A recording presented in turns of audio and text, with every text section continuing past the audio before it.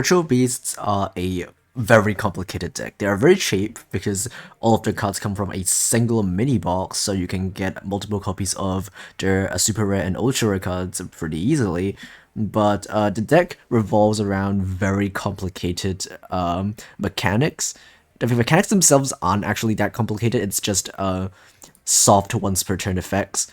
But because it's soft once per turns, you could reset them a lot of times using their own fusion monsters, and that's where the deck becomes really complicated because there's just so many things you can do with how unrestricted their effects are. And like this mechanic makes the deck really, really complicated for not even beginners, just any players in Duel Links. You really need to spend a lot of time to learn how to play this deck to master what this deck is capable to do. But this deck is historically pretty good. I mean, recently it's not been in a very good position because of power creep and also because for some reason Elder is still at 2, even though this deck is not that good anymore. And winning at 3 is honestly not that big of a deal, but it does hurt this deck from playing limit free traps. Back in the day, this card was limited because people were playing Winda with other limit free cards like Alistair, Neo's Fusion, and Floodgate Trap Hole, but honestly, the cards should be unlimited right now, and it really won't change a lot. Okay, so Retro Beasts are a deck consisting of two sub-archetypes. One is Retro Beast Tamers, and the other one is Spiritual Beasts. And the deck revolves around contact fusing one Retro Beast Tamer and a Spiritual Beast to make their fusion monsters. All of the fusion monsters require you to banish those monsters from your field instead of using polymerization. And they all have a quick effect to return themselves back to the extra deck and summon one banished Retro Beast Tamer plus a banished Spiritual Beast back to your field. And you can do this as many times as you want. But all of your monsters have a restriction that you can only special summon them once per turn. So even though their effects are not harder once per turn, their summon is once per turn. So maximum, you can only activate their effects twice, because you can normal summon them, activate their effects once, banish them, bring them back, and then activate their soft once per turn effect again. But then you can't you can't summon them again because you can only summon them once per turn. So yeah, you will have to summon monsters with different names every time you bring monsters back with your fusions. But yeah, this deck is a bit complicated, so I think I have a guide video on this deck a while ago, but let's go over the cards. Spiritual Beast Tamer Winda is a really good card. When it is destroyed by an opponent's card, you special summon a Ritual Beast monster from your deck or extra deck, ignoring its summoning conditions, and you can only special summon this card once per turn. You can special summon itself, but you can only do that once because it can only be special summoned once per turn. So what you usually do is if you have a copy of this card on your field, when it gets destroyed by, let's say, an attack, you summon another copy of itself from your deck, and when that gets destroyed, you summon something like a Petalfin, which has a huge defense value, and that could most of the time that would be able to save your life until your next turn when you can do all your combos again. Or because of how the special summoning works, you can special summon 2 copies of this card at once, because as you can see, its name is called Spiritual Beast Tamer, so it's treated as both a Retro Beast and a Spiritual Beast. So when you're summoning a Tamer plus a Spiritual Beast using any of your fusions, you can summon 2 copies of this card, and because it says you can only special summon once per turn, if you summon 2 copies of this card at once, like using the fusion monsters effects, it still works. It counts as 1 special summon, even though you're summoning 2 copies of this card. So oftentimes you will be summoning 2 copies of this card at once using the fusion monsters. Anyway, we have Spiritual Beast Canahawk. This is our main searcher, even though it doesn't look like it.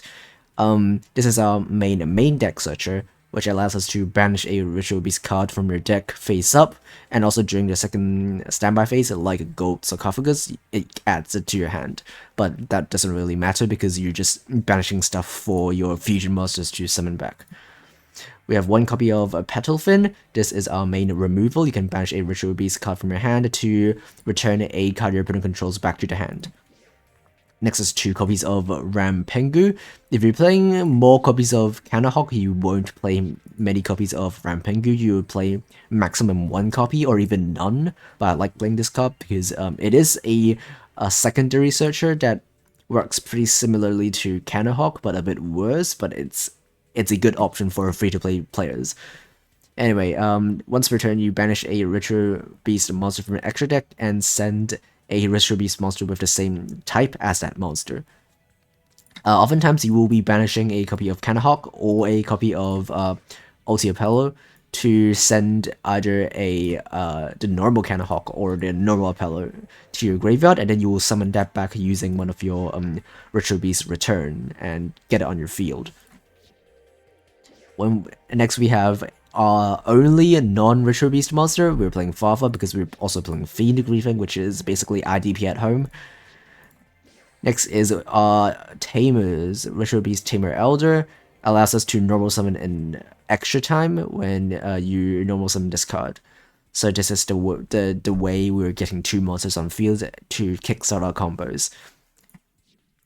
Next is Spiritual Beast Apelio. This card is really good at banishing stuff from our graveyard because we really want our monsters to be banished instead of in a graveyard, because if the monsters are banished, we can summon them back using the fusion monsters. And finally, for our last monster, we are playing Ritual Beast Tamer Lara. When this card is normal summoned, you can special summon a Ritual Beast from your graveyard. And this effect does special summon, so because all of the Ritual Beast monsters can only be special summoned once per turn, it does prevent you from banishing that monster and then summoning it back using your fusions, so you will have to be wary of that. For our spells, we're playing 3 copies of Return.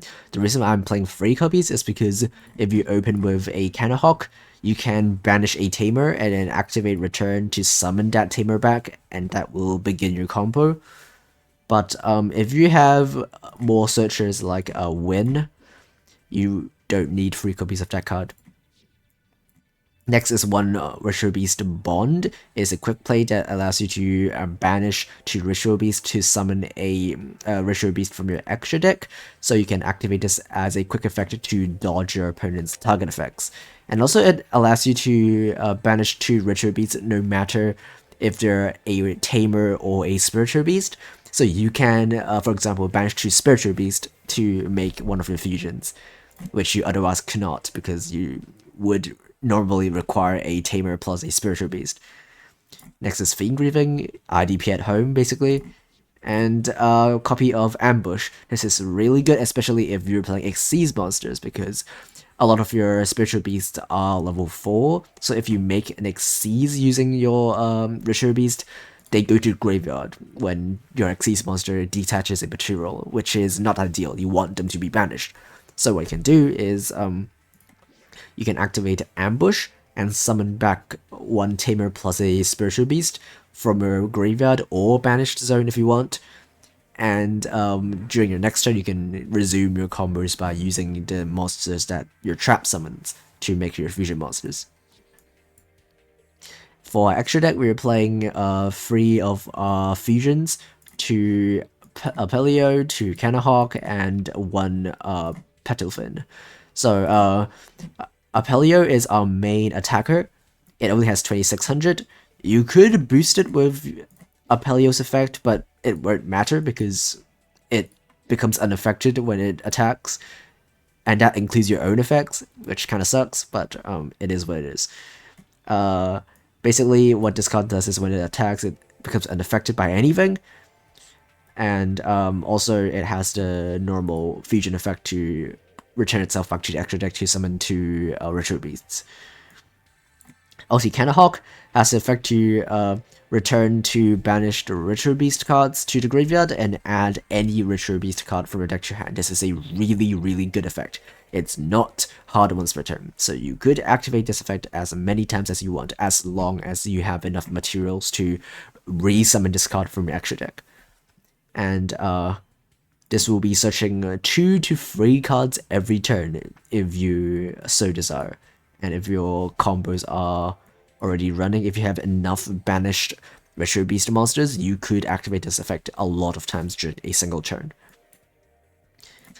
For our last fusion, we're playing Petalfin. This doesn't really have a useful effect other than not being able to destroyed by card effects, but it does have a really high defense, so it's really good as a turn 1 option, or for your Winder to summon from an extra deck to block off attacks.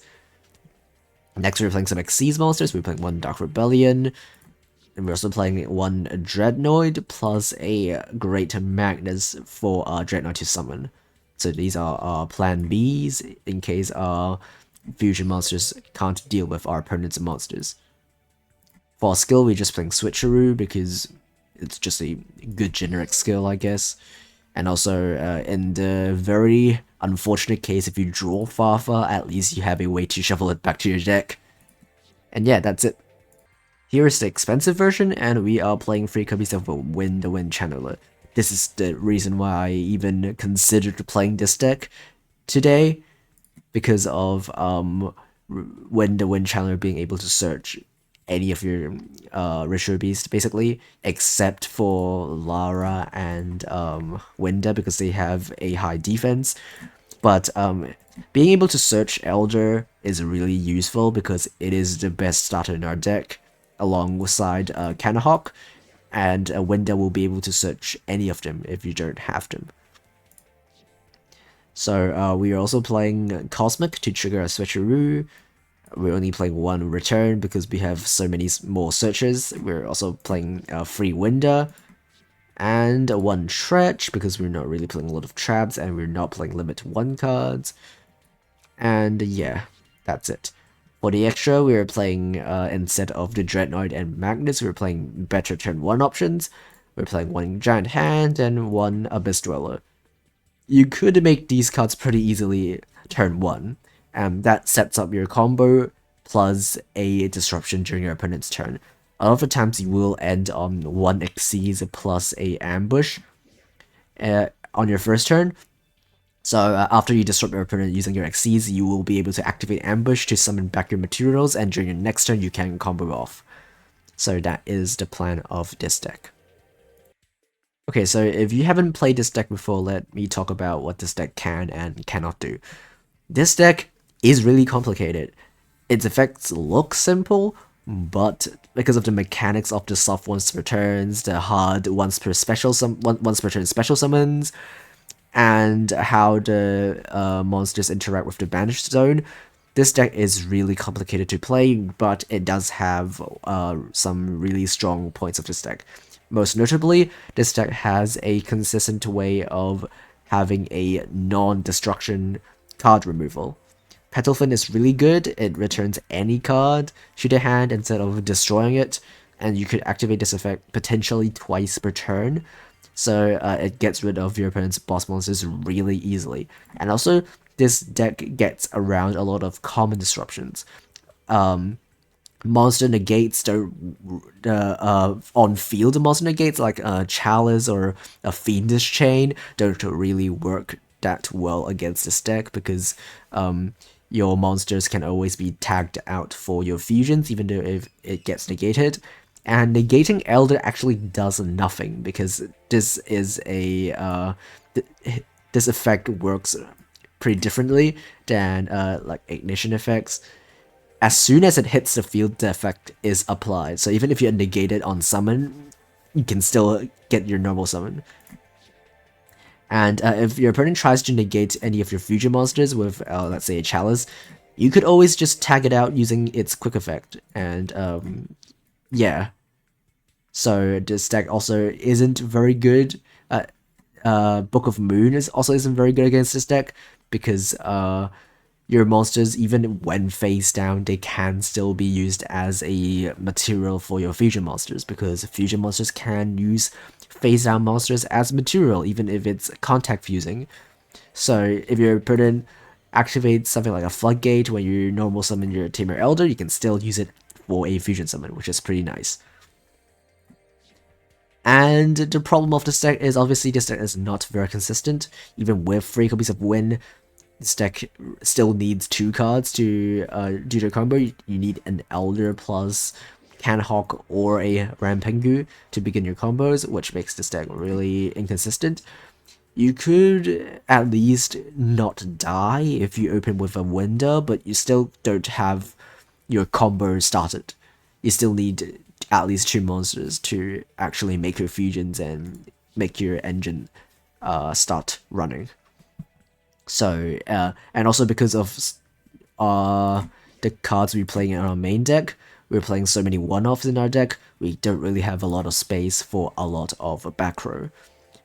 As you can see from our expensive version, we're playing only 3 copies of Cosmic and 1 Tretch, and we're already past 20 card deck size. So if you really want to play a lot of staple traps to counter the meta, this deck is not able to do that.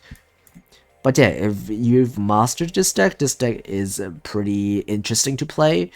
But if you are not bothered to learn this deck, don't bother. It's not that good anyway. Okay, so let's have a look at the replays. We are going first in this game, and that allows us to, okay, we do have combo in our hand, so yeah, that allows us to do our combos without any interruption, which is pretty good. We have Tamer plus a Canahawk, so that makes our entire combo. We will banish a window with our Canahawk, and then Canahawk return 2 of the monsters, and let me pause a bit here. So you could chain Canahawk's first effect with its second effect, and both of them will resolve as long as there's this little game mechanic thing where you needed to send at least 1 monster to the graveyard in order to search a card. You don't have to send all 2, so you can select, let's say, I think I selected, let's have a look. Yeah, I selected a Winder plus a Elder for the first effect, and then I chained the second effect targeting a Winder plus a Canhawk. So what will happen is that when the chain resolves, I will be able to summon a Winder and a Canhawk, and then the Elder gets sent to the graveyard, and because at least 1 card got sent to the graveyard, I could still activate the search. If I selected the 2 cards identical to the 2 that I sent for the search, no cards will be sent to the graveyard, and that will not be able to get as a search because of weird gameplay mechanics. But anyway, one thing you have to remember is that at least 1 card needs to be sent to the graveyard for us to get a search. So we will activate Canahawk's soft once per turn, banishing another Winder, make a Petalfin, and set 2 powers. Normally, you will make a Xyz monster if you have better Xyz monsters in your extra deck, something like a Abyss Dweller or a Giant Hand, but we don't have those in a free-to-play version. We will activate IDP at home when our opponent tries to summon Red Sprinter. We'll banish his non-tuner, which is the biggest mistake I've made this game. I should have banished the tuner, because now he could just summon a Mech Knight and make a Void Ogre. That will prevent us from activating Ambush, because he can negate it. So we will not activate it yet. We'll try to contest our opponent's Synchro using a Dark Rebellion, which gets Book of Moon. That's fine. We'll still be able to continue our combos with the Elder and Rampengu in our hand. We'll make a Canahawk, returning the fusion that we banished with Rampengu, and then chaining the effect of Canhawk to summon back 2 monsters, sending a single fusion to the graveyard, and adding a return to our hand. We're going to make the Alter Apello, and at minimum get rid of our opponent's non-shooter monster. He drew a Cosmic, which, okay, I guess. And we're going to summon back 2 monsters using the fusion effect. And Canhawk's effect activates to banish a Petalfin. So we could actually summon it from our banished zone using our fusion to get rid of our opponent's Void Ogre, hopefully.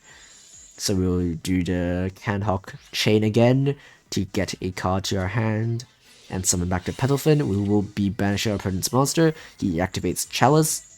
Well, that's okay. We're still not dead yet, at least. We could still activate Canhawk's effect again, because its effect is only a soft once per turn, so if you return it back to the extra deck and summon it again, you could activate its effect again. And we're gonna do that, summon a Petalfin to block our opponent's attacks.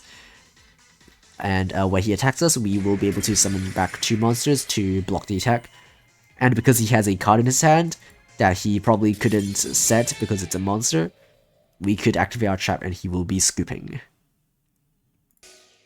In our next game, we are unfortunately going second, but because of how the deck works and how it plays around monster negates and a Book of Moon-like effects, it's still pretty possible for us to win. And we did open with Elder and a Rampingu, so at least we have combo. And also, because we're going second, Elder plus a Petalfin also works, because as long as we have a card for Petalfin to bounce, we can also banish a card from our hand, and that also works for our combo.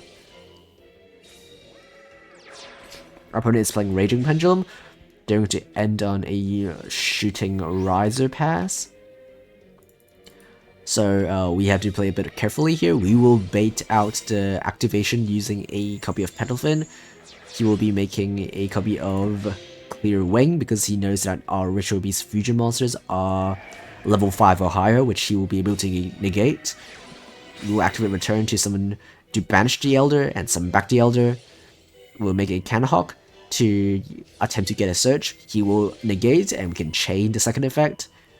So at least we still get our monsters back, even though we can't get a search. And that basically starts our combo. He knows that and he's gonna scoop. This is an expensive version of the deck, and the mainline combo is still pretty similar, but instead of making a Petalfin and ending turn, you're making an Xyz monster. But we're going second, so we're not going to do that anyway. Our opponent has 1 set back row, which is perfect. We have a Cosmic for that. And we'll be able to activate Wind Channeler to get ourselves an Elder, and Elder plus Rampingu is full combo. We're going to Elder, summon a Rampingu, but before we do that, he is going to summon a Dark Lady from his hand. We're going to activate Canhawk. He is going to activate Dark Lady. That's perfect. We want that effect to be negated because we don't want the second effect to be negated. So we'll be able to at least summon back our monsters, even though we can't get a search. We can activate Rampingu's effect to banish a ulti Apelio to send the normal Apelio. You know, summon Canhawk again, sending the fusion and the Rampingu to get a search because we already special summoned both of the monsters, so we can't chain the effect to summon them back. And I forgot to summon this card in attack position, so I can't go for lethal, but that's fine. He's gonna scoop anyway. That works too.